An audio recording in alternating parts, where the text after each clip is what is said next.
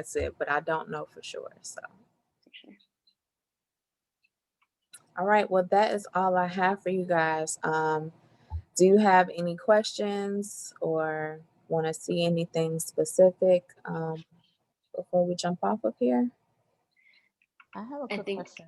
I think you already said this, but when it says full name, that's like auto-filled from DocuSign, right? Like we don't have to type that in. Yes. Okay. Whatever, however you type your client's name, like in that recipient, like when you type in their name and their email, however you type it there is how it's gonna populate in that full name field. And like date too. Mm-hmm. Okay. Well, the date is gonna, it'll just pull like computer date. Right. Okay, Yep. cool. Maria, did you have a question? Yeah. So per se, we need to translate this documents before there's no way to translate them and then translate them back, right? Say that you were a little low. Can you say that one more time? Yeah, I'm saying if we were to need to translate these documents for a customer. Oh, like is there well, I don't think there's anything in DocuSign to translate this document. Maybe you could try CAR's website. I'm not sure if they have these forms in other languages. Okay. All right. Perfect. Thank you. But yeah, check CAR's website.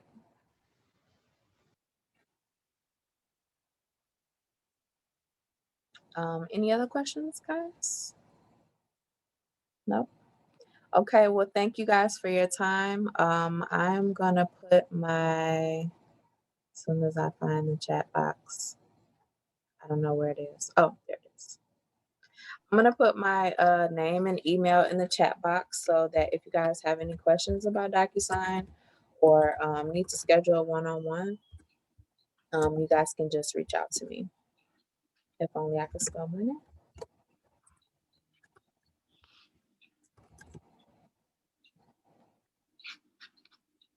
All right, and I'm gonna leave you guys in our compliance manager's very capable hands.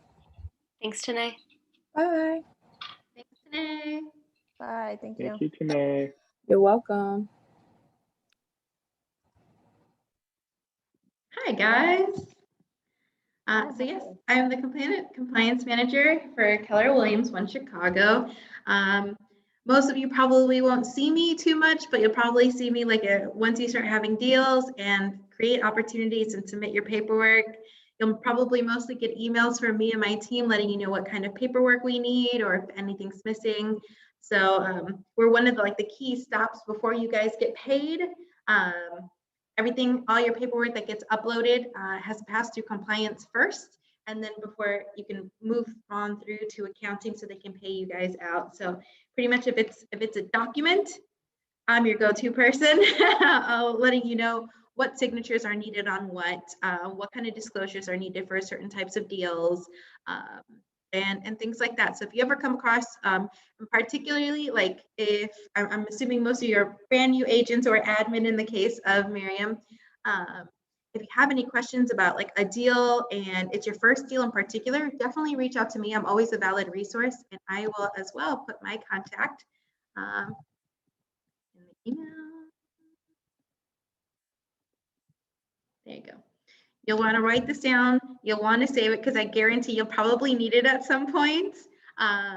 Like your marketing, let's say, so I'll touch on that as well. I'll start off with marketing. So for compliance, it's mostly documents, but we also monitor any listings that you put in the MLS. We verify those. We make sure that those are good to go, that we have listing paperwork before you upload onto the listing, that it's got all the proper signatures, that if your listing has variable compensation, that's marked accurately as well. So we don't always just look at your documents. We're also looking at your MLS listings, and we also look at your marketing materials. So that's another resource where you would reach out to me. So once you start getting you just want to design your own business cards, or you want to send out, let's say holiday letters, anything that's going to have your name on it and your branding also has to have Keller Williams One Chicago branding. So whenever you guys get that stuff created, like even your Facebook page, your email signature, pretty much wherever your name's going to be going, you're going to want the KW logo on there as well. And those are proofs that I need to approve, that us in compliance and our managing broker, Kara, need to approve before you go ahead and order those, because we want to make sure that you guys are compliant based on Keller Williams standards as well before you go ahead and spend your money and end up needing to return it or get those proofs edited. So definitely shoot me an email for that. Most of you guys are new agents. I don't think any have been our agents who've been here before. So in which case, like, you'll probably be ordering all new stuff for yourself, or like Miriam, like for your team, like those signs, like the rebranding and stuff. So we're going to be helping you guys upgrade your signs at the cost of the market center. But for the new agents, these are brand new signs for you. So you'll be ordering your own stuff, and that will need our approval before you move forward. Another thing that we do is, so we discussed a little bit about MLS listings, our commission statements, and some of you and I will affectionately call baby agents, probably weren't here at the time of so we're going through a bit of a new commission statement process, and I'm actually going to show you guys today the absolute newest version. Miriam's like, I've seen like 3 different versions already, but it's okay. None of them is wrong, but we are just constantly listening to feedback from our agents and putting in the most up-to-date version so that it's like the best, most universal all around, so that title companies and lawyers and your other co-agents, co-op agents have all the information at a single glance, and that your deals close exactly as they need to. So what a commission statement is, and I'll go back a little bit further, is essentially a document. So those probably, you guys have probably already done or discussed, if you did Realtor One-on-One, know what an opportunity is. An opportunity is what you create when you get a deal, either a landlord, tenant, listing, or you represent a buyer deal, a purchase. So you create an opportunity. That's where you upload all your documents. One of those documents is a commission statement. A commission statement is only required when you're on the listing side. It is, no matter what, brokerage across brokerage, it's a document that you create when you're on the listing side only, with the one exception of a FSBO, if it's a for sale by owner. So this information, again, it might be in one ear and out the other until you get a listing, but it's key information to know. And again, you're always going to want to reach out to me at compliance@kw1chicago.com whenever you enter a deal, a specific type of deal for the first time, and I'll walk you through all the steps. But yes, this form, essentially, this commission statement that gets created, you create it on your own, but it does have to go through review from us. And it's essentially a breakdown of all the numbers, right, that gets then sent to the attorney who will take this to title. So this is a document that's created ideally a few days before closing happens. And that's what the title company will then use to create the settlement statement, which is the absolute final document in the whole system of compliance. And just so that I know what you guys went over, do you guys understand like the different types of document folders in the opportunities, or would you like me to go over that briefly? Okay, I'm assuming you guys understand opportunities and the different types and everything. Okay. Yeah, But I think we just went in over case. those. Cool. Okay, This then morning. I won't go over it. So, and I'll share my screen. So when there is a specific place, and I'm guessing you guys understand placeholders, there is a specific place where a commission statement will go, but you can always email me as well, and I recommend that just because you get the quickest response from us, especially in regards to commission statements. Let me share.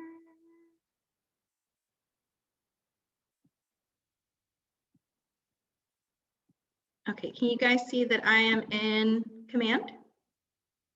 Okay, so always in the close folder, and these folders, I will say it just in case, because it bears repeating. There are 3 different types of document folders in Command. This whole Documents tab, this is my baby. This is all that the compliance department reviews, and these folders do go in stages, and based on the stage, this is the stage the documents usually come in. So when you take a listing, you're always going to have listing documents first. These are the ideal documents that we're going to need on hand first. Always need to have a listing agreement before you go live on the MLS. Always, always, always. If not, you are non-compliant. and that actually goes against the ethical code because you can't post something on the MLS unless you have a listing for it with the seller. You can't just post someone's house. That's the idea there. Then next, assuming you get a buyer, then you have under contract documents that get uploaded, and they're all marked required, conditionally required, and some of these even have a little I informational to let you know under what conditions these documents are required or if they are conditional. So we always double check these documents.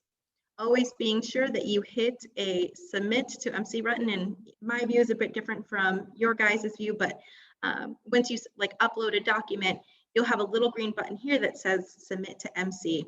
If you do not hit submit to MC, it is never placed in our queue for compliance. This could potentially delay your guys' payout. And like, let's say you never submitted a listing agreement and your deal has now fully closed. What seller is going to want to sign a legal document after a deal has closed? It's going to be a pain and we'll still require it for you guys to get paid.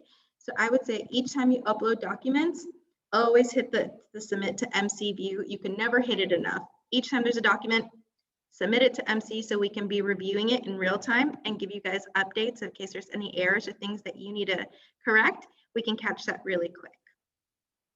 So this is, now I'll move back to commission statements. This would be the place where you upload the commission statement. But again, we can do that for you. Honestly, I'm okay if you guys, and I almost prefer if you guys just email me. I can upload it to the opportunity for you. Mostly, it's just important to have it in there and give us enough time to review it. So we always request a minimum of 5 days that you fill out a commission statement and email it to compliance so that we can review it, catch any errors, because the document also gives us a cue into any extra documentation that's perhaps missing. Like I'll be double checking all your numbers. I'll be double checking your math. And this is exactly what the commission statement looks like. And we'll go over briefly. There are 2 versions. This is one version. So this is kind of our cue. This is why we request it in advance, and title companies don't always let you know of the closing 5 days in advance, sometimes only 1 or 2 days, which will be extra key. And then you guys would have to let us know, have to email us as soon as possible, just because, you know, title companies sometimes be that way. So let's move on. So, and then just so you guys know as well, I will be emailing you all this version. Anthony, I didn't add you to my list. I'm going to add you to my list now so that I email you all both versions with accompanying instructions after this meeting. And just so you guys know, this video is also being recorded and it's going to be posted on YouTube. So if you guys don't know yet, Keller, go to YouTube and search Keller Williams One Chicago. These videos, these trainings, they all get uploaded. It's in like chef's kiss place to go for all the trainings that you can't make or that you miss. That's going to be your go-to place, or even our website as well. And these instructions in this video is also going to go on the website. But have no fear, I'll also be emailing it. So let's start with the first version. And this is a Word document. So we have essentially 3 versions. If you love DocuSign, we have this version already templated in DocuSign. So you should see it among, if you search commission statement, you'll find it. If you just search commission or statement or commission statement, it'll pop right up. There is a Word document version and there is an Excel version. If you don't have Microsoft Suite, then I recommend using the version that is in DocuSign. We tried to make this as accessible to everyone, even, you know, our Mac users, which I am not, but we love them all. So there are multiple versions that you guys can use, and I'm showing you guys right now the latest version, and this will also go out in a mass email, but I'll make sure you guys have this personally by the end of today. Share my screen again. Where did it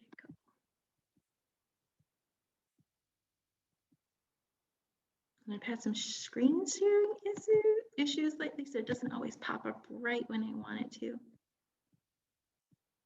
Okay, can you guys see a Word document? Yes, okay, thumbs up, love that. Just move your faces out of the way.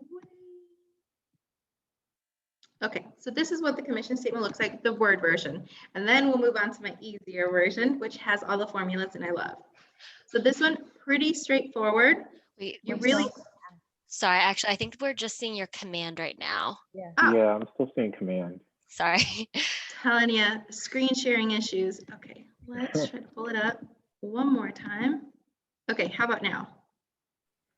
Yeah, there we go. Okay, cool. Cool. So this is our commission statement, and we have modified it. This is the most loveliest, most newest version, and we try to make it as user-friendly as possible. It is a simple plug and chug. You really are just going in and writing in the details. Closing date, property address, and we'll go through it just so you guys can see what a finished product looks like. We'll say 123, property address 123 Main Street. On this, essentially, this is what the title company is going to use. If you'd like it to look more professional, you can do the whole shebang. Chicago, Illinois, 60614. If you like, not absolutely necessary. What's going to be key in this commission statement is for the title company to have the numbers line up. So this is where you'll want to focus. So if your strengths are math, this is going to be great for you. Buyer and seller, I recommend for a more professional look, always include first and last name. Anthony, I'm going to borrow your name because I last saw it. And we'll say seller is Timmy. I don't know your last name. We're going to go with Peter. Alden. Oh, okay. Yeah, there we go. That works. That works. We'll go with that. All right. Purchase price, whatever it is, fill it in. Actually, for the sake of my not great math, we'll go super simple.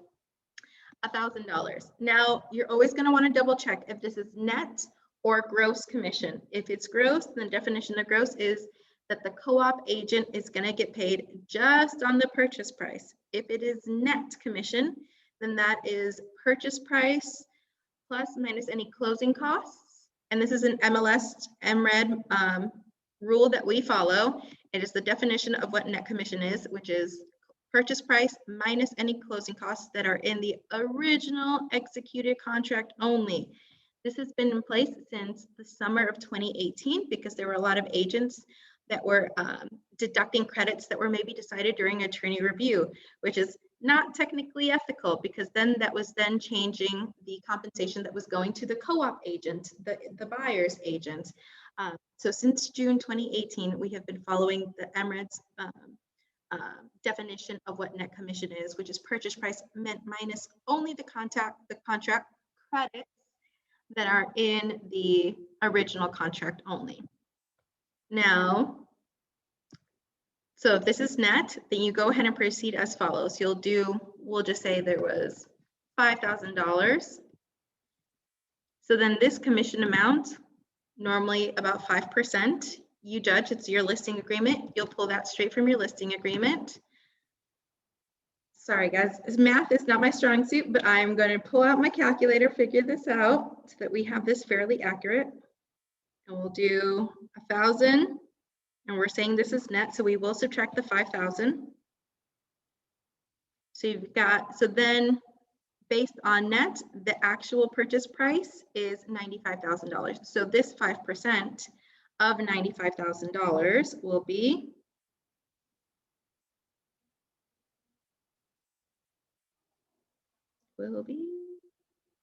and I might pull someone to help me out here because my math is not great, not fast.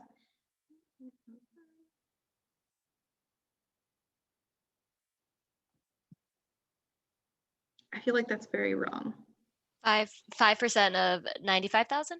Yes. 4,750. Okay, that seemed very low to me, but it's okay. I actually chose a very low house price, and that's I'm like, that doesn't seem right. Okay, but we'll say total commission is 4,750. Thank you. Yeah. Now, key is this box. We've added this box recently, and this is the newest addition, is because closing costs are sometimes not always decided in the original contract. More often than not, it actually ends up getting decided during attorney review or in a contract addendum after the initial contract has been signed. So there is a very individual box that does not affect anyone's compensation, just in case, like, you know what, the buyer got the house inspected and the seller, or like there's mold and it's going to cost like $250. The buyer doesn't want to pay for it, and the seller doesn't want to have to pay to have it finished before they move in. So like, you know what, we'll give you $250, which that would go there. And that's extra documentation that we need to have on file. So this is my cue when I review this. I'm like, okay, where did this $250 come from? and where's that documentation to back it up. So pretty much every one of these numbers has to have documentation to back it up. So that's why we review it before you go ahead and disperse it to the attorneys, because we want to be able to catch any documentation. Listing side, Keller Williams 1 Chicago. So like I said, this would not affect any commission at all, but it bears noting, although sometimes title companies have sent us back the commission statement saying like, oh, well, this wasn't accounted for, blah, blah, blah. And sometimes they don't always see the addendum. So we've added this good new box, but if you ever have any doubts, feel free to just like read the little notes at the bottom saying these credits are not reduced from net sales price, just as a little reminder. Now here you're doing about the same thing. You are adding what your percent of the commission is. We know the total is 5. And if you designated for the co-op agent to get 2.5, that leaves you with also 2.5 commission coming your way. That's how it goes. Total commission, your commission, their commission has to add up to 5. What you've decided to give them is always going to be on the MLS listing. So in case you happen to forget, you can always go back to your own listing to refer to that. And then in this box, you would write what 2% or half of this would is. I can calculate at least that much.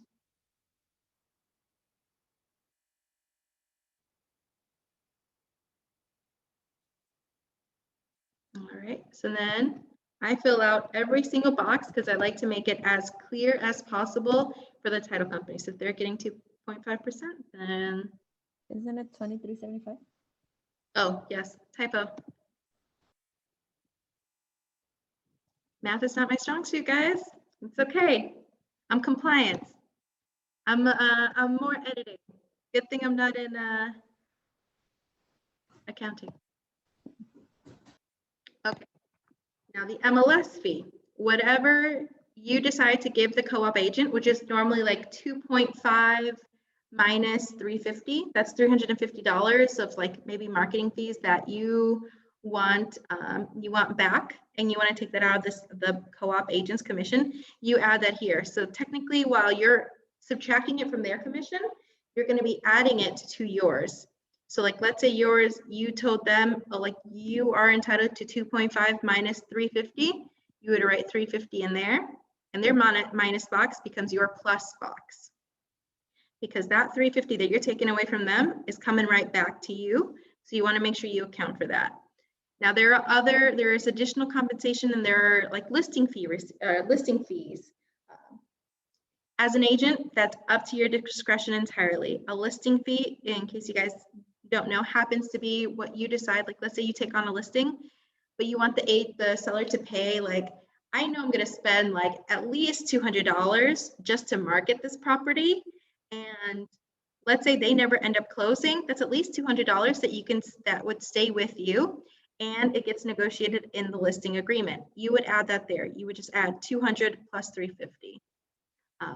There's also a box for additional compensation, which is about the same thing, just an added fee that you decide to charge the seller that goes directly to you and gets negotiated in the listing agreement. So if you have that, more than one number, add these up yourself and you'll include it there. Now, minus fee, this is only in the circumstance really if you decide to grant a rebate to your seller. Like, let's say they were a stellar seller, but you know what, they weren't really happy that they had to give up $1,000 in credit. And sometimes as an agent, you want to keep your seller happy. So you say, you know what, I'm actually going to give you $500 of my own commission because I know things didn't go as planned for you. This is usually in the form of a letter that you can write yourself, but it does need managing broker signature. Compliance can also create these, we call them personal transaction letters for you. So if you ever decide to give your seller or buyer a rebate, reach out to us to talk at next steps. I'll get some information for you, and that's documentation. Because really, anytime money is getting moved around, we have to have documentation for it, and I'm your go-to person. We'll say this doesn't happen very often, so we'll say that's a plain 0. And we can just leave it blank. So that leaves us with a total commission of $2,375 plus 350. You're just adding it up. Oh, I don't know what I pressed.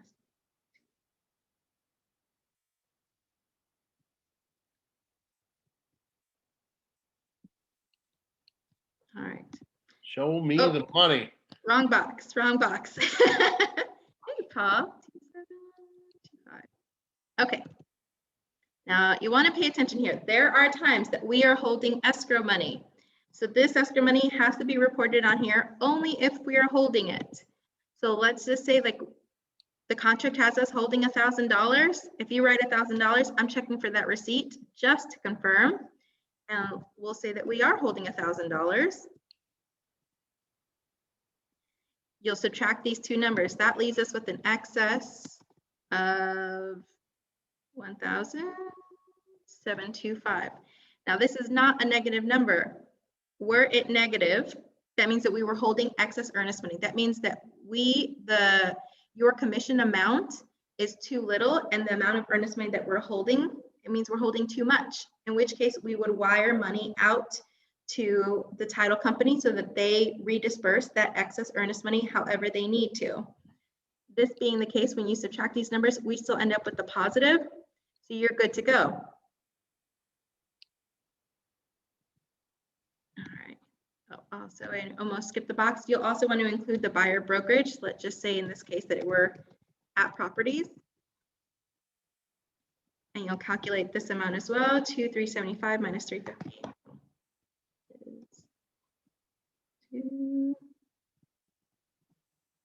All right, and now we are almost done. And in this box, you can write no. Since we aren't holding any excess earnest money, if this were a negative, and if you ever forget, feel free to read the little note, then you would write that number in here. And then in which case, we would have to know the title company and the file number. Because if we are holding excess earnest money, that's earnest money that we have to send to the title company. We at least need to know, when we create that wire, we need to know who we're sending it to and the special code, the file number that is attached to that closing. So you would have to fill in this box or with that information, title company and file number. Since this is a positive number and we're assuming that we are not holding excess earnest money, you can go ahead and leave it blank. We don't absolutely need that information. I always include it because I like how it looks having every box filled in. Dealer's choice though. So this is one version. And at this point, you would just file this as a PDF, email it to compliance. I'll review it for you very likely same day, if at the latest the next day. Upload it to the opportunity for you. And if we have money to wire out or not, I'll handle everything on the back end so that you guys are set in time for closing. Now this is just the one version. My favorite version, and it's pretty short and sweet, but I really like it because all the formulas are in there for you. It's super user-friendly. Let me pull that up. I gotta add you to my list too so I can send you this version, Paul.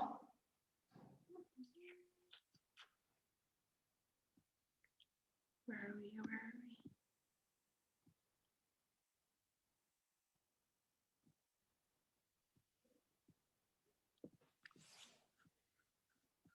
Here we go.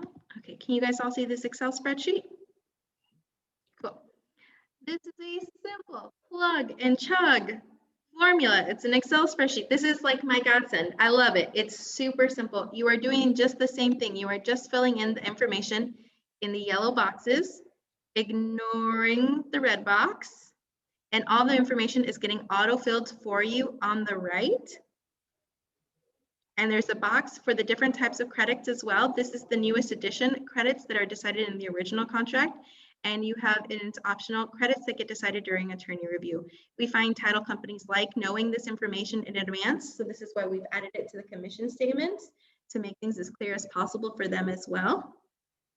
And if you notice across the bottom, move your faces once more, there are multiple versions.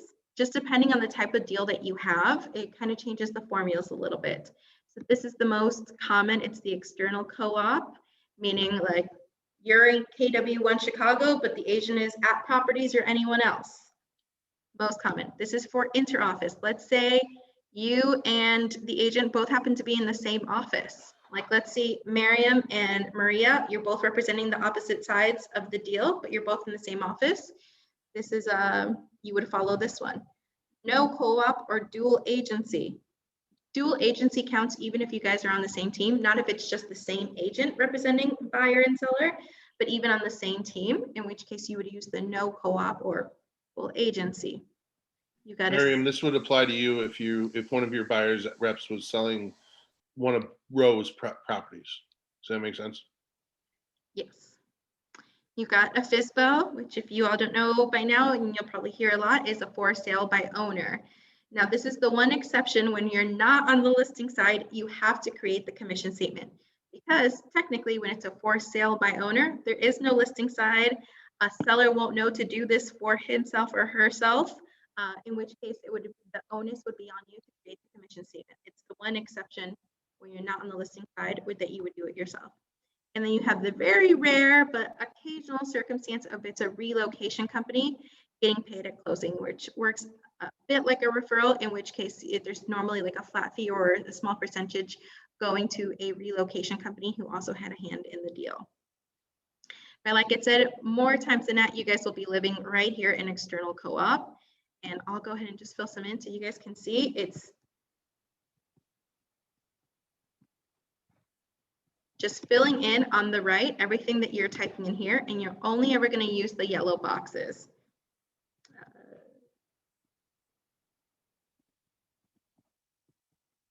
And especially if it's a multi-unit building, always make sure there's the unit included. Sometimes these companies, like if it's a building that has like 40 floors, they're having probably more than one closing, especially like Chicago Title that handles so many closings in a day. Always make sure you include the unit number. And you just fill it in. Honestly, it's just the same information, the title company, the file number.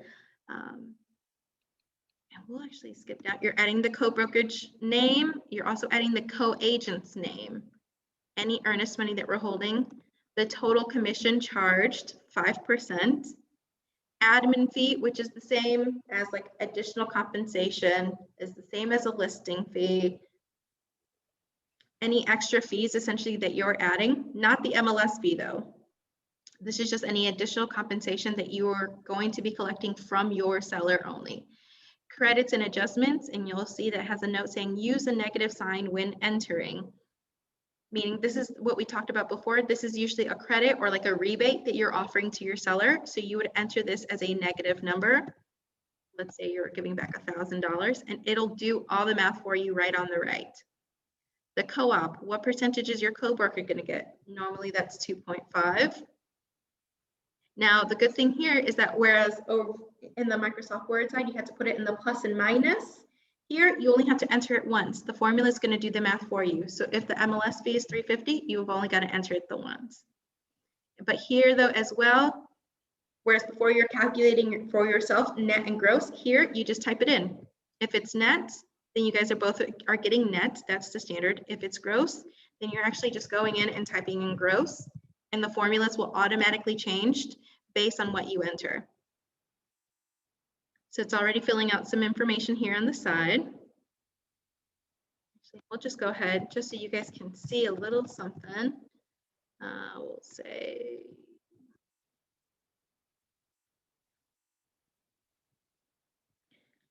so you see it's calculating already all the information based on gross, based on net, it's telling you the total commission due, what part is coming to you, what part is coming to the co-broker. And what I particularly like is that when it calculates the earnest money, it lets you know excess earnest money sent to title company. So if this number ever says anything other than 0, which is kind of like your cue, your trigger, then you know that we need to have the title company and the file number on here, which means that if this is anything other than 0, then you are definitely going in and typing in the title company name and the file number in these two boxes. We'll have to have that.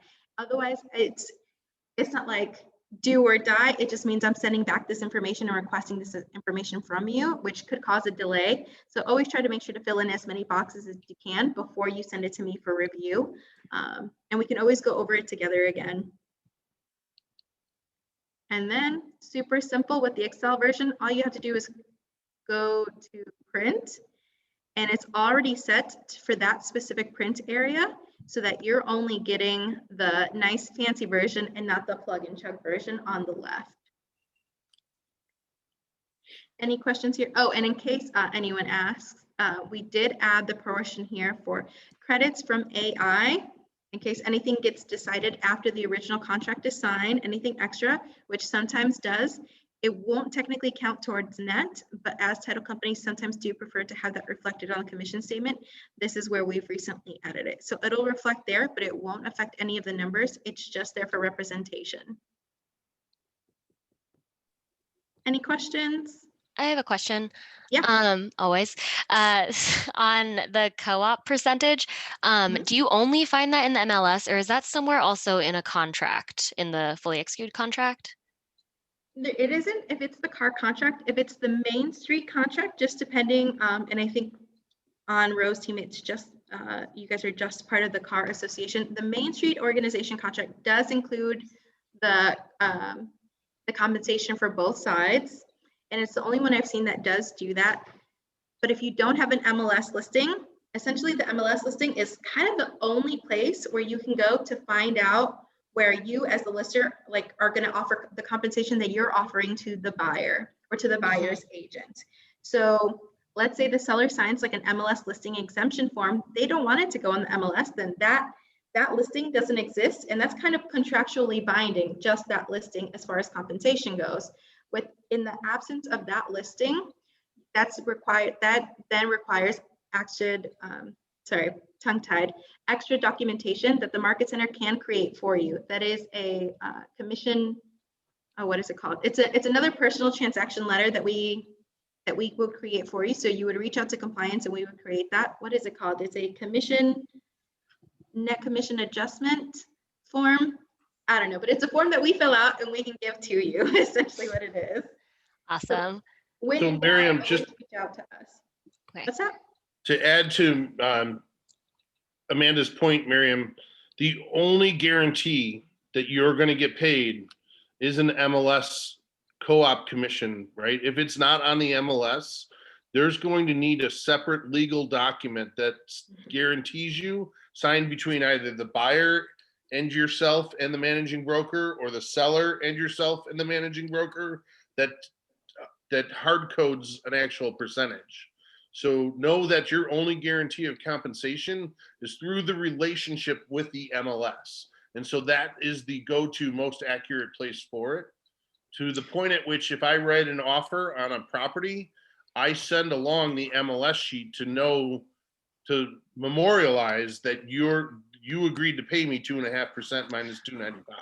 Okay, and that's when you're saying on the buyer side, the concrete is the MLS percent. Yes. Yeah. The So listing agreement is on the seller side.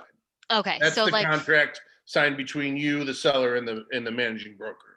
right. So if it's like not 5%, like say it's like 4.1 or something like that, Mhm. I subtract that 2.5 from the 4.1 in the commissions tab too. Not The just commissions commission tab, yeah, statement. there is a way to break it down in the commissions tab, specifically just like what your commission is. Mhm. So like Yes, if I yours mean, it is has like to be 2 relative to that. Yes. Okay. So I just popped in, guys, to make sure that you guys are all up and running. I know there were some technical glitches. Wanted to say hi to my friend Amanda and thank you for all your support and your commitment to us in building our businesses and growing them. But I don't want to get in the way. It looks like you guys are in the transition over to Allie. So Allie, same to you. Love you Yep. guys. Yep, Allie is, that's it for me, guys. Like I said, I'm gonna shoot you guys an email with these new versions. There's also mass communication that's gonna be going out. I will just plug the team meeting tomorrow. That is a good place so reach out to us, reach out on the shared calendar for that link. It'll also go in the daily newsletter. That's where all of our updates, like my announcements. We'll break for the team meeting, just so you know. Huh? We'll break for the team Oh, meeting. good. Yes, good deal. So that's a good place for any updates that will inevitably affect you. So always good place for information. I'll pass this off to On the Radar Designs now, but you guys all have my email. Feel free to reach out to me with any questions that you may have, especially if you're going through a deal for the first time. Thank you, Paul. I adore you. I miss you. Good to see you. I'll see you soon.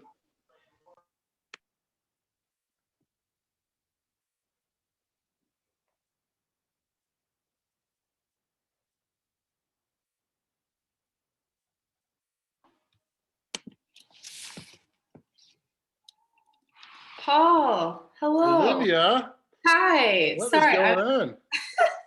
Good. Are you waiting for Allie to join this call right now? She is. She's just unmuted right now, so she probably. The last segment ran long, so she probably just stepped away for a second. Yes. No, she's No, here. I was talking to Olivia because I was like, am I supposed to be on this call? This is confusing. Yes, there was a little bit of confusion. So we Olivia, got it you're all my figured hero. out. Okay. Ladies and gentlemen, the Ellie Gregory from Yeah, Radar I'm here. Designs. I'll make it so not just Radar's logo. Okay, cool. I'm here. Olivia, thank you for being my guiding Thanks, light. guys. Hello, everyone. That sounded really detailed and interesting.